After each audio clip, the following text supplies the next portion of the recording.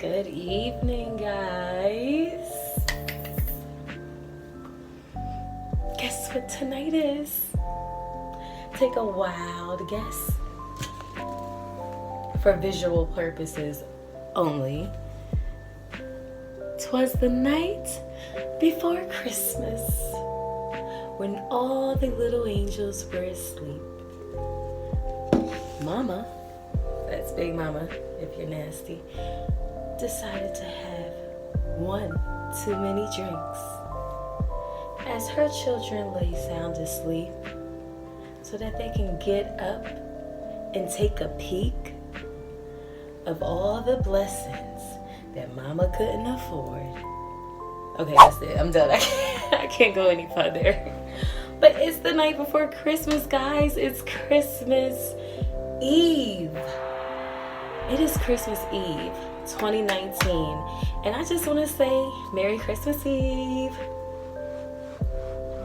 Yes, I just want to say Merry Christmas Eve, y'all. I am sipping from my styrofoam cup. You know what else I'm doing? Let me show you what I'm doing.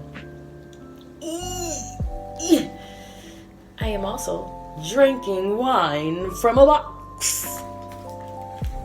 How do you feel about people that sip from cups like this and drink wine from a box?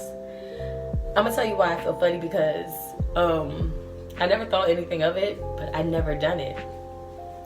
I remember this one time I got my sister, like, I have a favorite liquor store I have to go to, and they always got some type of promotional sale on wine, so I'll buy my wine, and sometimes just to support my favorite liquor store, I'll buy whatever promotional sale that they got going on, because they'll have a taste tester out there or whatever, and they always like, yeah, go get it, you should buy it. And I'm like, oh, I'm only getting it because you want me to, not because I'm interested.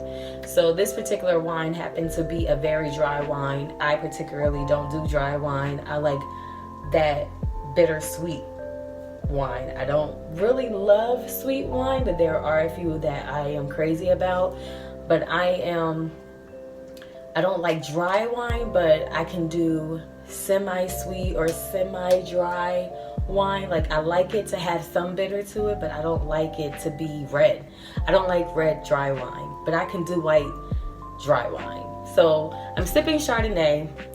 And anywho, back to the story. The bottles that they were selling was a red wine, and I don't drink it, but I was like, you know what? I'll get it for my sister or whatever, because she loves cedar oak and cherry wood wines. That's her thing. So this particular wine bottle happened to be a screw top. You know, I didn't even pay it any attention. We're used to popping corks. So when I brought her wine, she was just like, she said, don't ever bring me a screw top wine. And I'm like, oh, did I miss something?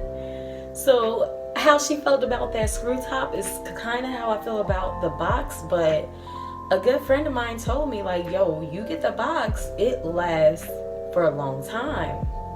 Now, on a regular day, it probably would, but being that it is the holiday season, sis just wants to drink her wine and be merry. So that's what the freak I'm gonna freaking do. Not playing, but no, I'm serious. But attitude to the left, okay? But anywho, yeah. So that's how I feel about drinking wine from the box. I kind of feel like it's taboo. Kind of like, even drinking out of this cup, like, I like to have the setting of drinking wine out of wine glass, but we're gonna get rid of these cups, okay? All right. So yeah, I just wanted to come to you guys tonight. My church had a nice little Christmas service, you know what I mean? It was cute. Today, I would say my favorite part about it was they had like all the kids who wanted to come up, you know what I mean, to the stage or whatever. And they had like a story time, and they involved the children to write the story. So they asked like several questions, like a list of questions actually. Like some was like, who's the smartest person you know? Somebody's like, my dad, or no, my brother. And you know, like name something really, really big. And they're like, oh, a whale, you know, name your favorite color. The little girl was like sparkly purple. So like they used like the answers to the children's questions, their responses, to import that into the story as they told about the story of baby Jesus, you know, being born in a manger and this, that, and the third. So like I really thought that was very creative. It was a fun way to like tell the story of Jesus, but have the children involved, so it had them tune in, and it was hilarious at the same time. I did record it, so I may throw in a few clips or whatever, but I said I may. Every time I say that, just take it with a grain of salt. Like, I just don't get to the whole providing you guys with the clips thing, and I'm just whatever. Like, if I do, I do. If I don't, I don't. But I may, so there we go. But I really enjoyed that part. Yeah, it was just really nice. We had candles. They gave the kids, you know, glow sticks. So at the end of the service, when it was time to sing Silent Night, we all had lit candles up in there, honey. And all the children had some fire glow sticks. Not fire literally, but they're glow sticks. You know, you break it and shake it, and they were pretty bright. Like, I don't think I ever seen any glow sticks like this personally. Not that they don't exist, but I'm just saying they were really bright, like LCD bright. But that was pretty cool. What else did I enjoy? Of course, they sung Christmas carols. It was just cute. They had you know, the bell choir, the ringing bell choir. That was very beautiful. It's very Christmassy, although my oldest daughter refers to it as creepy. She's like, yeah, but it still sounds kind of creepy to me. I'm like, no, it's Christmassy. You said Christmassy wrong. But yeah, so, you know, I'm just going to keep reverting back to the whole shift in the atmosphere. God is blessing. God is changing. He's turning things around. He is fully 1,010% working in my favor. The shift in the atmosphere, I wish I can be super transparent with you guys to really tell y'all my business, but I'm not going to do that. Everything ain't for everybody. That's just as simple as it gets, and not everybody is happy or praising or even encouraging a blessing coming your way. So you just got to be careful with how you word things, who you word it to. But for the sake of ministry, I'm just going to tell y'all this. God is so good. That shift in the atmosphere has been continuously just acting on my behalf, despite what was going on. Like, all that bad is now overturning. And I look at where I was at last year. Granted, I was pregnant, okay, because I gave birth to my son 2 days after Christmas, which means his birthday is Friday. My son will be turning 1, yay. But Jesus, like, I was just a completely different person then. Now, granted, there are still a lot of changes to be made, if it's meant to be made, okay? Like, everything ain't gonna change about me. Everything ain't gonna be kumbaya. You know, I still may feel like, oh, I want to pop her in her face. Is she lucky that I believe what goes around comes around? Because that, I think, has been doing a number on how I am right now today versus how I was 3 months ago or 3 months before then. You know what I mean? So, like, I really strongly started, and it's not like what goes around comes around, karma's a bee. I really believe in God is watching you. You know what I mean? I really believe in God knows your heart. You know what I mean? So as long as your intentions and your motives are pure and good, or, you know, God knows all. So just think like that. Think like that, because God knows. You know what I mean? So when you act and you respond like that. You know, sometimes you know what I mean? I don't never beat myself up because that's not me. But sometimes, like, you know, I can get caught up in like the emotion with the, you know, the finger snap and the head roll and twirl and all of that. And then I just realized like where I'm trying to go, and that's not where I'm trying to be. And I'm just thanking God so much for this moment right here, right now. Me speaking to you guys the night before Christmas. 'Twas the night before Christmas when all the little lambs were asleep. I just want to take a moment and just simmer, bask in the ambiance. You know, just be in the present, in the right now. Forget everything else that's going on the outside. You know, that is still very relevant. But right now, in this place right now, I am blessed. And I am looking forward to tomorrow and seeing my babies' faces, hearing their response. Like, no, Christmas isn't about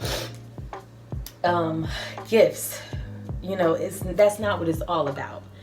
It's about and you know what, I don't even want to define Christmas. We acknowledge it, we, as in my household, we acknowledge it as Jesus Christ's birthday.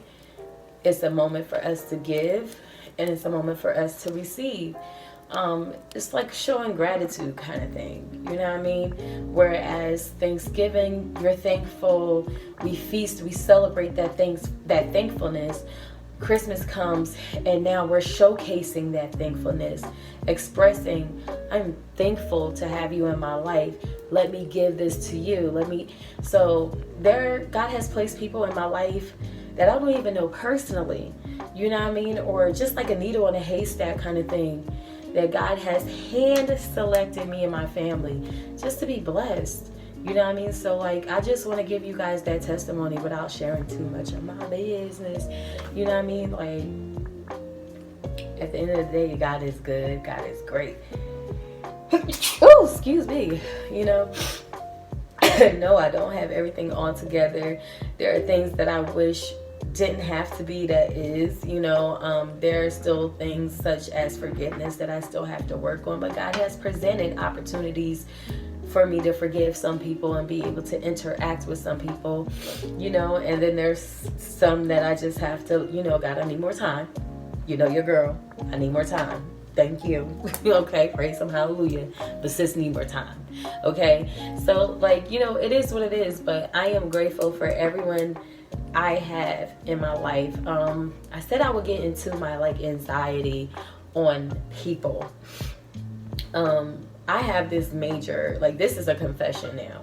I have this major anxiety when it comes to allowing new people into my life, and not on a minimal, you know, level, like in a big way, because I have been very secluded lately.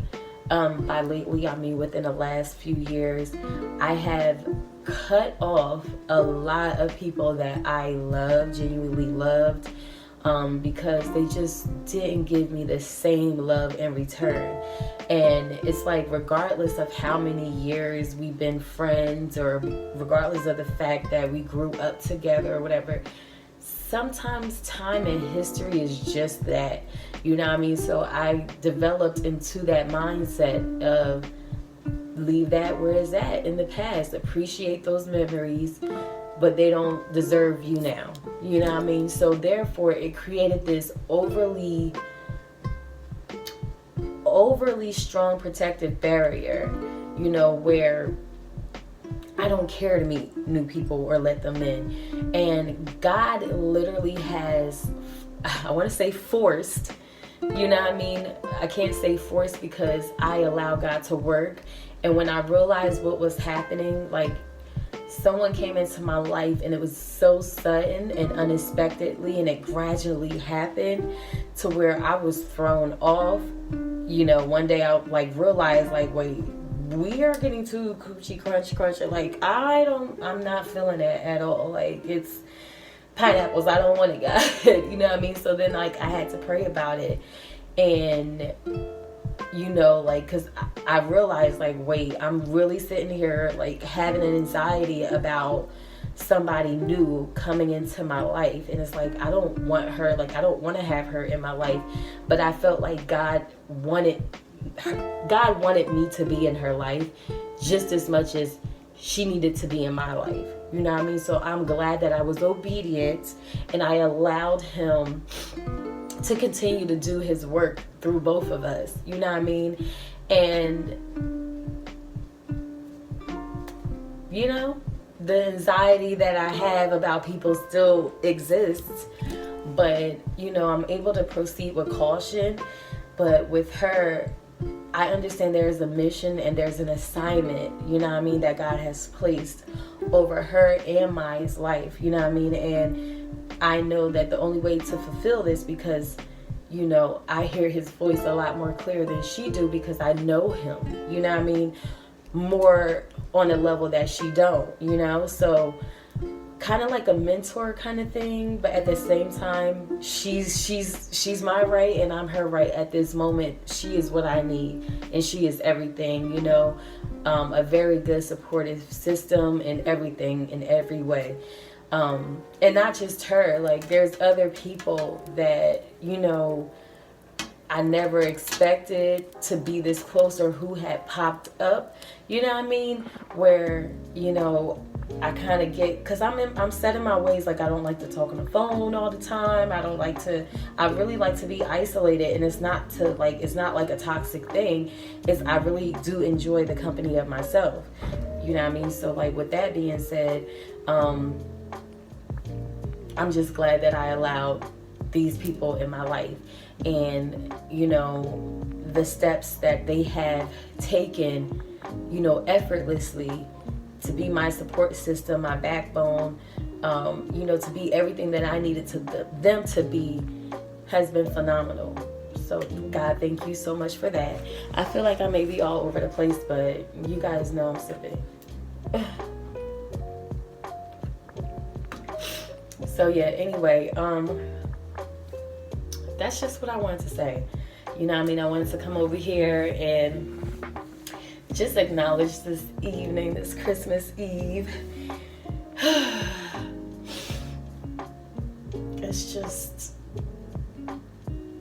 It's God and it's love. It's God and it's love. And I appreciate every moment of it, you know. And I look forward, I don't know about you, but I'm looking forward to seeing the smiles on my kids' faces and the blessings that God has bestowed upon us.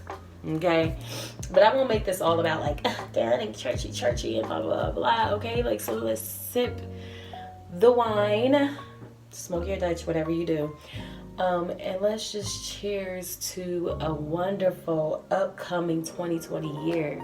We are foreseeing 2020 vision, baby. 2020 vision. Where are my glasses at?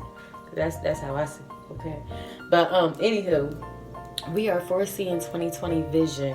You know what I mean? And I don't see nothing but a fantastic year. The consistency is now here. You know what I mean? Like, just thank you, Jesus. Realizing the place that I am at now, in this moment, right now, here, on the camera. Thank you. That's all I gotta say. So, yeah, that's pretty much it. That's pretty much it.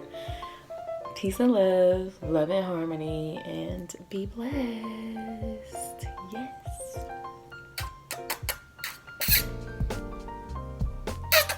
Ouch, that tickled. Oh.